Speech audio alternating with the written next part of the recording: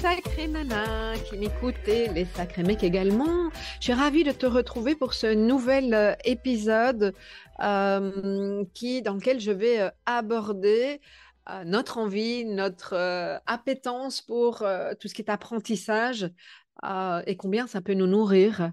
Et comme très souvent, je dis c'est génial d'apprendre des tas de nouvelles choses, mais si tu ne les intègres pas, c'est peut-être pas l'idéal en fait. Et c'est de ça dont je vais parler parce que j'en sais quelque chose. J'ai été une vraie boulimique d'informations, de lecture, de formation, à la fois avec bonheur et des appointements. Il y a d'ailleurs une époque à laquelle je me suis demandé pourquoi je butais tout le temps sur les mêmes aspects dans ma vie, malgré tout ce que j'avais appris. Euh, et je ne sais pas si c'est ton cas également. Si tu as envie de comprendre, et justement, c'est ça qui est important. Je pense que la réponse, elle est très simple. C'est probablement parce que tu ne prends pas le temps d'intégrer tout ça. Je veux dire, en tout cas, autrement qu'intellectuellement. Et on est beaucoup dans la communauté des personnes multipotentielles, au potentiel, à aimer apprendre, mais à rester au niveau de la tête. Hein, parce qu'on emmagasine, on se gave quelque part. Et si on continue à consommer sans intégrer, on ne prend pas conscience de ce qui nous concerne ou pas. Et sans prise de conscience, eh bien, il n'y a pas de changement possible. On refait tout le temps la même erreur, la même chose. On cherche de plus en plus d'infos. On va nourrir le cerveau. Mais c'est un petit peu comme quand tu as tellement mangé, en fait, tu ne te sens plus très bien et tu n'arrives plus à bouger. Tu n'apprécies plus l'expérience, en fait. Et donc, dans cet épisode, je vais t'expliquer comment cultiver ta graine de connaissance en conscience. Donc, ça fait partie du modèle 5 graines. Si tu as écouté l'épisode précédent, je te parle effectivement du modèle. Et c'est vrai que quand tu cultives cette graine, ça change radicalement la donne. Ça te permet d'arrêter, pardon, de te raconter des salades et ça te permet de revenir à toi et de passer en mode intégration. Et c'est ça qui est juste génial. On se retrouve pour cet épisode en lien avec la graine de connaissance. Sacré Nana est un podcast hebdomadaire qui s'adresse aux femmes qui veulent incarner leurs multiples facettes sur tous les plans de leur vie. Ces femmes qui veulent s'assumer avec authenticité et ouverture du cœur. Il s'adresse aussi aux sacrés mecs qui ont un désir authentique de comprendre et de soutenir les femmes dans leur parcours singulier. Tu découvriras des clés pour vivre pleinement ta puissance féminine par le biais d'entrevues avec des experts, des témoignages, ainsi que des épisodes solo relatant les nombreux conseils pour mieux incarner chaque facette du diamant que tu es. Cela en vue de développer ta foi en la vie, de ton potentiel féminin et de te réaliser sur de nombreux plans personnels et professionnels avec légèreté et joie. Et si tu es concerné par la haute sensibilité et le haut potentiel, tu trouveras également des ressources dans ce podcast. Sacré Nana est animé par Nathalie Alsten, senior coach, thérapeute, auteure du livre Émotif talentueux, être soi autrement et fondatrice de l'approche du développement du potentiel humaniste. Bienvenue parmi nous, Sacré Nana, le podcast qui te permet de rayonner de 1000 facettes. Alors aujourd'hui, on va parler de la graine de connaissance. Je vais t'expliquer comment revenir à toi, comment sortir d'une situation difficile, danser avec la vie à ton image, avec l'approche du développement du potentiel humaniste ou dit autrement, regarde, je vais te mettre une petite image, c'est le cycle des 5 graines. C'est en général comme ça que les personnes qui me suivent en parlent. Et d'ailleurs, si tu n'as pas encore regardé la précédente vidéo qui explique tout le modèle, je t'invite à revenir en arrière pour pouvoir avoir la vue d'ensemble. Alors, peut-être que tu ne me connais pas encore. Je suis Nathalie Elsten, auteure d'un livre qui s'appelle Émotif, talentueux, être soi autrement, coach, mentor, sacrément passionné. Et je suis vraiment très, très heureuse de t'accueillir lors de cette vidéo. N'hésite pas, si tu aimes ce que je te partage, à mettre un pouce pour m'encourager à te proposer d'autres vidéos et puis surtout à mettre un commentaire, soit pour poser tes questions ou pour me dire en quoi ce que je t'ai dit a résonné. Alors, aujourd'hui, on va parler de la graine de connaissance. La graine de connaissance, c'est la première dans ce cycle vertueux et j'insiste vraiment très, très fort pour remettre en avant le fait qu'on parle bien d'un cycle vertueux. Comme dans la nature, il n'y a pas de bonne ou de mauvaise saison. Toutes les saisons se déroulent les unes après les autres. Alors, dans la graine de connaissance, hein, je te redonne juste un petit aperçu des différentes graines. Hein. Tu vois, la graine de connaissance, c'est la première qui va suivre dans la prochaine vidéo. Ça sera la graine de sagesse. Et la graine de connaissance et graine de sagesse sont les deux graines de soi à soi. Donc, on est vraiment soi à soi avant d'entrer dans le monde, avant de se positionner, de communiquer dans le monde. Je t'en parlerai avec les graines de courage et de poli. Et puis, on terminera avec la graine d'humanité. Mais aujourd'hui, je vais effectivement détailler la graine de connaissance. Alors, la graine de connaissance, tu sais que chacune des graines a sa version dormante et que je t'invite à la cultiver pour avoir une version mature de la graine. Et c'est un processus, si je peux appeler ça comme ça, au quotidien sur certaines thématiques, tu vas être en graine dormante, sur d'autres thématiques en train de les cultiver, et puis avoir une graine mature, que ce soit la connaissance ou une autre, tu vas voir, je t'expliquer ça au fur et à mesure.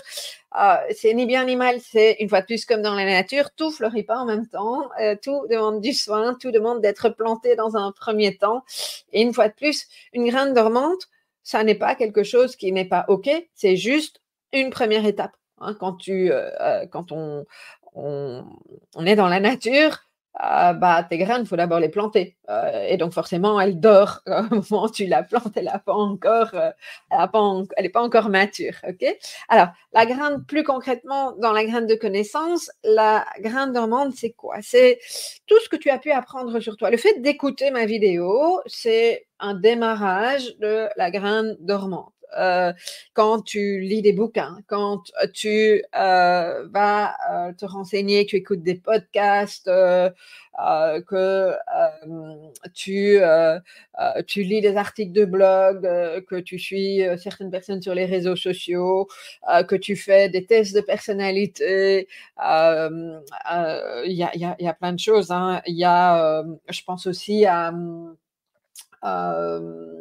par exemple, au congrès du Once, hein, que j'ai tenu pendant une série d'années. Ce sont toutes des initiatives qui te permettent de te connaître, d'avoir des points de repère, des points de référence, et c'est méga important. On pourrait dire aussi, hein, sur la manière de communiquer, etc., on a besoin d'apprendre, et ça passe d'abord par la tête pour une bonne série d'entre nous. Pour certaines personnes, ça peut être très intuitif et on n'a pas besoin de passer par là, mais la majorité d'entre nous, passons quand même par ce stade-là. Et c'est OK, c'est tout à fait OK de passer par là. C'est même important de s'instruire et d'avoir ces éléments-là. Par contre, ce qui peut se passer, c'est que si tu restes là, moi je sais que j'ai fait tout un temps, j'ai eu comme ça presque un besoin boulimique d'apprendre toute une série de choses sur moi, de me découvrir. Et je faisais des assessments et des formations, etc. Et à un moment donné, j'intégrais rien du tout, ça restait là. Et si ça reste là et que tu ne t'appropries pas ces outils-là, ces tests de personnalité, tout ce que tu entends, bah, à un moment, tu ne vas pas pouvoir les utiliser pour toi et tu vas rester dans quelque chose de très mental et de très contrôlant sans revenir en profondeur à toi. Et donc, la graine de connaissance, c'est ça qu'elle te propose. Elle te propose vraiment de la cultiver en allant en introspection, en mettant de la conscience. Parce qu'introspection, parfois, ça peut faire peur à certaines personnes. Mais mettre de la conscience, c'est OK, j'ai en face de moi, je viens de lire un livre sur la haute sensibilité, par exemple. Et dans ce livre, il y a toute une série de caractéristiques dont on me parle. Je vais me retrouver évidemment plus dans certaines caractéristiques que dans d'autres. Est-ce qu'elles me parlent toutes? Ben, pas forcément. Quelles sont celles qui me parlent? Alors, ça peut être parce que je n'ai pas encore identifié, parce que je n'ai pas envie de m'y reconnaître ou parce que simplement elles ne me concernent pas. Et ça, c'est vraiment important.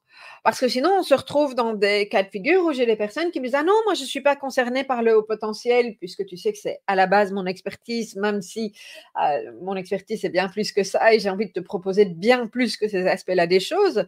Mais j'ai des personnes qui disent: non, non, moi, je suis pas, j'ai pas cette caractéristique-là, donc non. Alors, non, c'est faux. Il y a autant de personnes concernés par le haut potentiel, multipotentiel, haute sensibilité et toute une série d'autres choses que de façon de faire. On est tous uniques. Les intensités ne sont pas les mêmes, les caractéristiques ne s'associent pas de la même manière. Notre histoire de vie va avoir un impact, notre façon d'avoir été éduqué, notre milieu, la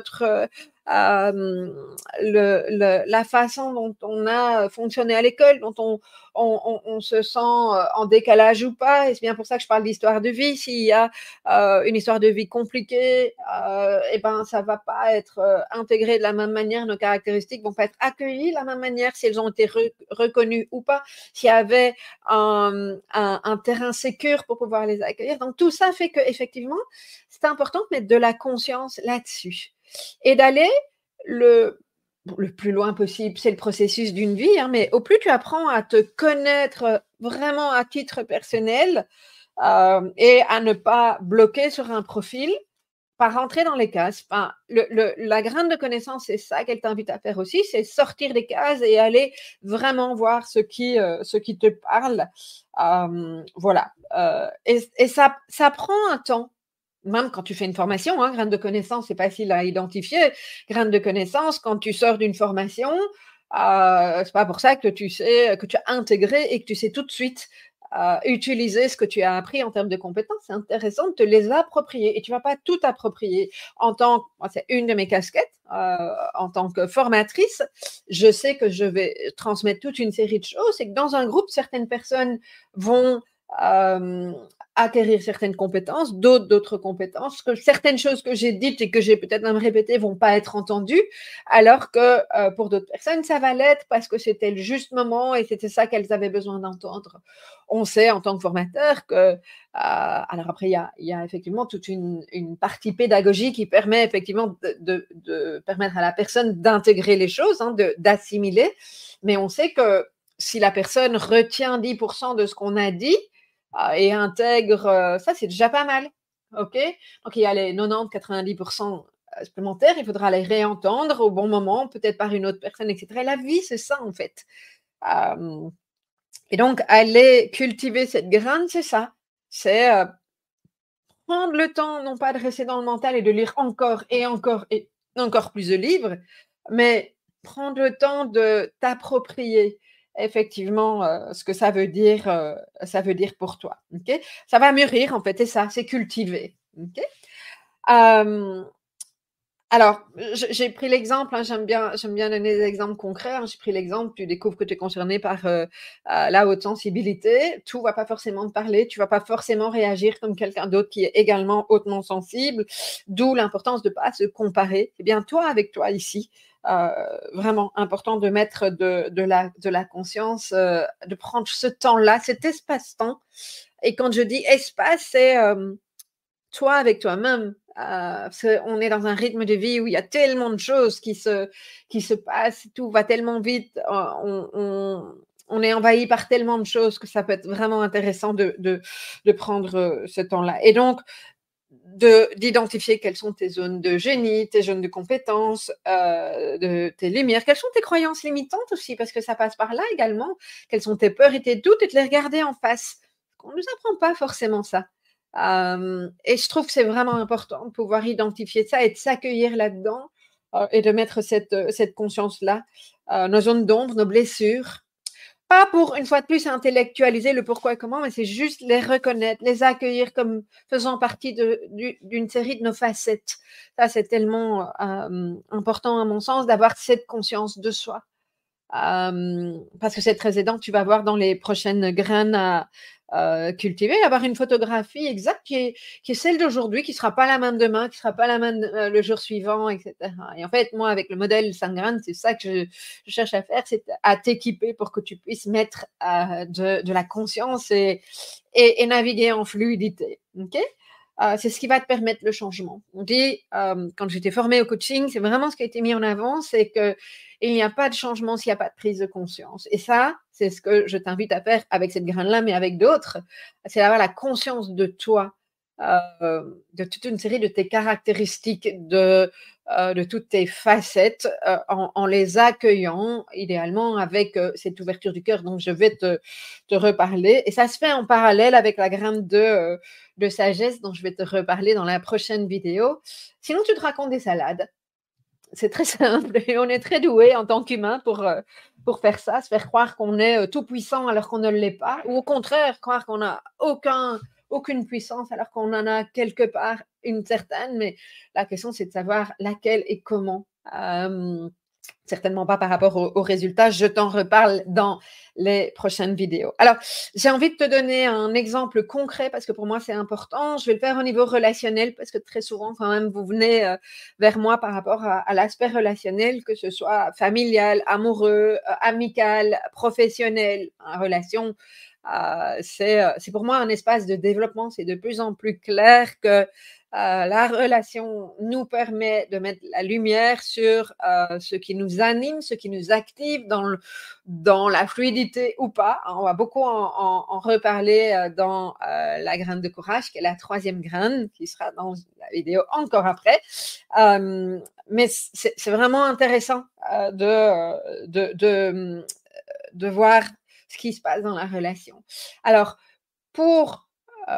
dans une relation, dans un premier temps, c'est intéressant de voir comment on fonctionne à titre individuel, puisqu'une relation, c'est une personne face à une autre. Donc, je parle juste d'une relation, un binôme, un couple, pas forcément un couple amoureux, c'est vraiment binôme, couple, peu importe comment tu l'appelles. Par exemple, savoir que tu es de nature introvertie ou extravertie. Je prends ces exemples-là. Parce que aussi, on en reparlera, la société peut avoir certaines injonctions sur les personnes qui sont plus introverties que d'autres. Quand on prend le MBTI, qui est un des assessments, ce que le MBTI met en avant, c'est que la nature introvertie, la préférence introvertie, c'est quand tu as besoin de prendre un temps de ressourcement avant d'être dans la relation. Parce que sinon, tu ne sais pas être dans la relation. C'est super important de savoir que tu es concerné par tu as une préférence introvertie ou extravertie. Moi, j'ai une petite préférence extravertie, ce qui fait que je suis nourrie par la relation, mais pas n'importe comment. Et c'est là où, effectivement, c'est pas un truc binaire. Je suis introvertie, je suis extravertie. D'ailleurs, pas ce que l'MBTI tu proposes de mettre en avant. Ce qu'on propose de mettre en avant, c'est quelle est ta préférence et à quel degré. Et t'approprier, cultiver cette graine, c'est aller en profondeur et savoir comment ça s'exprime chez toi. Qu'est-ce qui est juste chez toi? Et une fois de plus, ça se travaille en aller-retour parce que la limite, la jonction avec la graine de sagesse, elle est à côté. Donc, c'est pas une graine et puis l'autre, elle se marie à un moment donné. Et donc, c'est important de pouvoir cerner ça. Moi, il semblerait que je sois concernée par des traits autistiques assez marqués, mais pas tous. Il y a des traits beaucoup plus marqués que d'autres. OK? Alors, effectivement, je peux passer dans ma graine de connaissances et me dire, OK, je vais aller passer tous les bilans, machin, etc. Moi, aujourd'hui, ce n'est pas de ça dont j'ai besoin. Ce dont j'ai besoin, c'est d'être très au clair avec mon mode de fonctionnement et savoir comment il se traduit et avec ma graine de sagesse, d'être au clair avec quels sont mes besoins. Et à quel moment ça va me prendre de l'énergie, ça c'est la graine de sagesse, et à quel moment ça va m'en donner parce que je me suis respectée. Okay, même chose, je prends aussi moi le fait de savoir que je suis concernée par le TDAH, donc le trouble du déficit de l'attention et de l'hyperactivité. Le côté hyperactif fait que je peux être une boule d'énergie.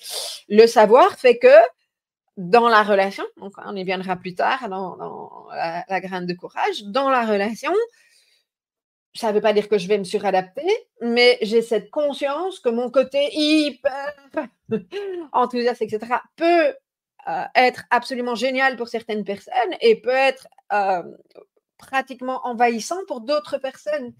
Et donc, dans l'intelligence émotionnelle, c'est important de pouvoir réguler ça. Mais c'est passé par le fait que je me sois approprié ce que ça veut dire pour moi être concerné par le TDAH. Bon, j'en suis tout à fait positive du terme aussi, mais de bien me connaître. OK? Voilà, et c'est intéressant parce que la relation, elle nous permet aussi d'identifier et d'aller un petit peu plus loin dans la graine de sagesse. OK? Voilà, il y a toute une série de choses sur lesquelles j'aurai l'occasion de revenir, hein, mais bien se connaître à titre personnel, dans sa singularité, sans prendre, OK, on me plaque un modèle ou une grille de lecture 100% tel que je l'ai trouvé dans un test de personnalité ou que je l'ai travaillé avec telle ou telle personne. C'est je m'approprie ce qui est juste pour moi et je mets de la conscience. Donc ça, je cultive la graine de connaissance. Si tu as envie d'aller un peu plus loin et que tu te sens prête à cultiver ton potentiel unique de Sacrée Nana, eh bien, je t'invite à passer le quiz en lien avec le modèle 5 graines dont je te parle dans ce podcast. Tu pourras explorer des pistes personnalisées pour te déployer selon l'approche du développement du potentiel humaniste que j'ai créée. Pour ça, c'est facile, c'est gratuit. Il suffit d'aller sur le lien suivant, www.emotif au pluriel, donc avec un S-talentueux avec un x.com/graine au pluriel également. À bientôt!